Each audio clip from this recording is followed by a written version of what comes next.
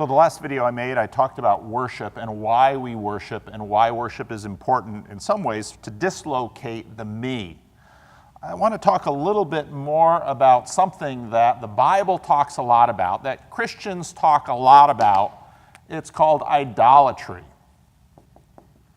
Now, idolatry in the Old Testament often takes the form of bowing down to idols or to statues. But in Christian theology, actually the idea of idolatry goes quite a bit deeper.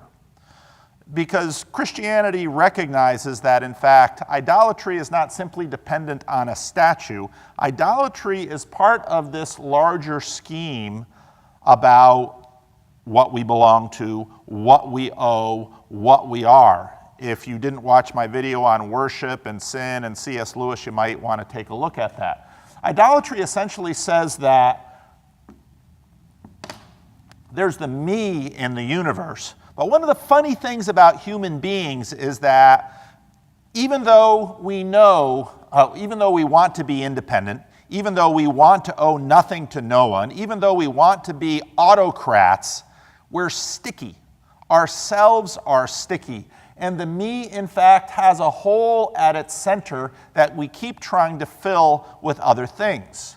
So maybe for me, the idea is being beautiful, and I simply must be beautiful. Maybe it's about being liked by others. Maybe it's about money. Maybe it's about my job. Maybe it's about small things like cars or sports teams or hobbies or all kinds of things. And so what the hungry me does is take the things of the universe and fill ourselves with it. And we make these things the center of it. Now, these may all be very good things.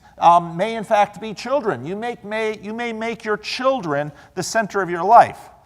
The problem is that all of these things are also contingent beings. And again, we talked about that in the worship video. That all of these things are dependent beings, and all of these things are in fact derived from a source, owe their being to a source, owe their sustenance to a source, and in fact, that's the source of this hole that the me experiences, because we learn that we were not made for ourselves, we were made for God, and we were made for each other.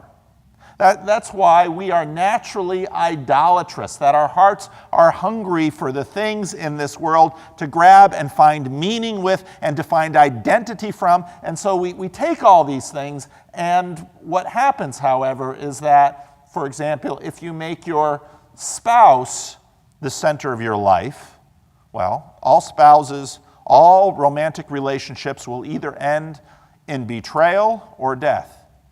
And what will happen if that's the center of your life? If you make your children the center of your life and you completely enfold them and try to keep them safe, well, is that good for your children?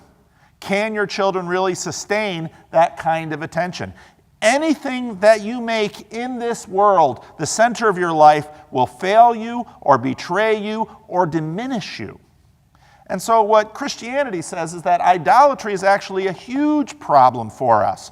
And the only safe thing in the universe to make the center of our life is actually the center of the universe, which is God. And if God is the center of our life, then we can now like money, or we can like one another, or we can love our spouses and love our children, but not be dependent upon them for what they were never designed to hold or to carry. And so again, that's why in Christianity we believe that idolatry, which is extremely natural to us, is actually a major problem. So one of the reasons, again, that we worship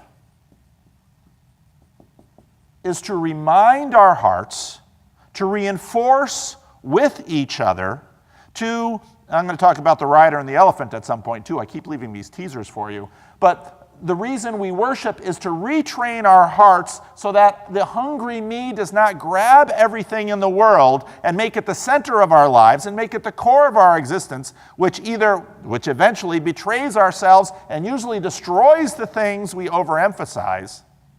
That only God is the center of our hearts. Only God can really be our central desire, and all these other things can be added and loved and cherished and valued and in fact served in a healthy way.